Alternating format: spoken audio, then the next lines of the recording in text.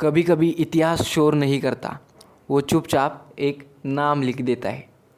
शरद पवार जी के परिवार से आने वाला ये चेहरा सिर्फ नाम नहीं, सिस्टम था। स्पष्ट सोच, सख्त फैसले और राजनीति में सीधी बात, वो भी बिना डरे।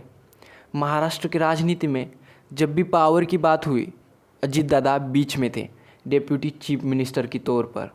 उनका अंदाज हमेशा साफ रहा, काम या टकराव, विवाद आए, सवाल उठे, लेकिन अजीत दादा कभी पीछे नहीं हटे। उनके समर्थकों के लिए वो सिर्फ नेता नहीं थे, वो उनके हिम्मत की पहचान थे। कुछ लोग सत्ता में आते हैं और कुछ लोग सत्ता को बदल लेते हैं। अजीत दादा पवार एक नाम जो महाराष्ट्र की राजनीति में हमेशा ही याद रखा जाएगा। एक पॉलिटिकल जर्नी जो बारामती से शुरू हो गई, महाराष्ट्र के राजनीतिक चेहरे तक पहुंच गई और एक आखिरी उड़ान ने पूरी राज्य को शौक में डाल दिया। अजीत पवार एक नाम जो महाराष्ट्र की पॉलिटिक्स हमेशा याद रखेगी। एक स्ट्रॉन्ग और कंट्रोवर्शियल प्रेजेंस उनका रहा। शरद पवार जी के परिवार से जुड़कर उन्होंने अपनी अलग पहचान बनाई। फाइनेंस, पावर और पॉलिटिकल इन्फ्लुएंस के साथ उन्होंने अपना काम आगे बढ़ाया।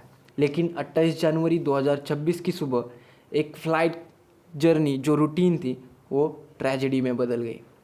अजीत पवार जी की फ़्लाइट बारामती के पास आकर क्रैश हो गई और उस क्रैश में उनकी डेथ हो गई।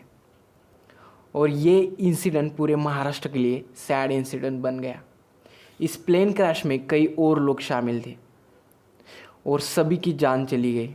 इनमें Vidip Jadhav, personal security officer, Pinky Mali, flight attendant, Sumit Kapoor, मुख्य पायलट, शंभवी पाठक, को पायलट यदि लोग शामिल थे।